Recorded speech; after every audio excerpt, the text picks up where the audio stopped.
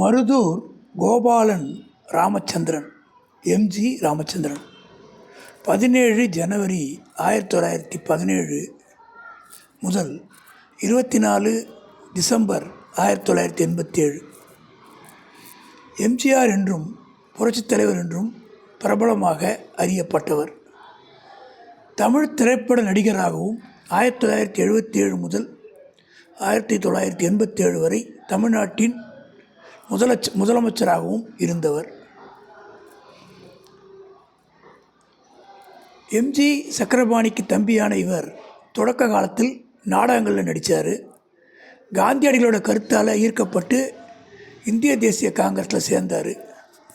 1936 சதி லீலாவதி என்ற திரைப்படம் மூலம் தமிழக திரைப்படத்துறையில் அறிமுகமாகி கதாநாயகனை மாறினார்.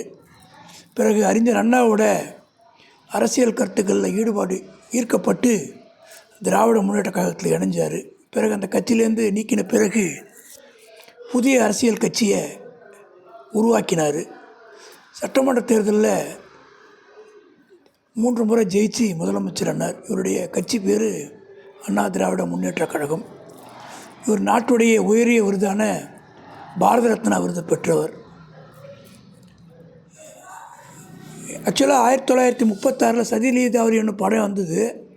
1947 இவர் நடித்த ராஜகுமாரி படம் தான் இவருக்கு புகழ் கிடைச்சிது. அதுக்கப்புறம் 25 வருஷங்கள் அவர் உயர்ந்த பெயரோடு இருந்தார். முக்கியமான நடிகர்களில் ஒருவராக இருந்தார். இவருடைய சக நடிகரான எம்ஆர் ராதா இவரை சுட்டதுனால பேசும் திறனில் கொஞ்சம் குறைபாடு வந்துச்சு. ஆனால் அதனால் இவருடைய நட்சத்திர அந்தஸ்து குறையல. அதுக்கப்புறமா வந்த காவல்காரன் திரைப்படம் மிகப்பெரிய வெற்றி அடைஞ்சிது. இவருடைய ஆளுமை நிலைநிறுத்தி இருந்தது. இவருக்கு உயர்ந்த விருதான நடிப்புக்கு நடிகராக உயர்ந்த விருதான பாரத்துக்கு விருதை ரிக்ஷாக்காரன் படத்துக்கோசரம் கிடச்சிது. இவர் கடைசியாக நடித்தது மதுரை மீட்ட சுந்தரபாண்டியன். 3 படங்களை தயாரித்தார். நாடோடி மன்னன், அடிமை பெண், உலகம் சுற்றும் வாலிபன். நாடோடி மன்னன், மதுரை மீட்ட சுந்தரபாண்டியன், உலகம் சுற்றும் வாலிபனை இவரே இயக்கியிருந்தார். மிக புகழ்பெற்ற, காலத்தால் பெயர் அழியாத, இருந்தாலும் மறைந்தாலும் பேர் சொல்ல வேண்டும் என்ற பெயருக்கேற்ப வாழ்ந்து மறைந்த மிக உயர்ந்த மனிதர்.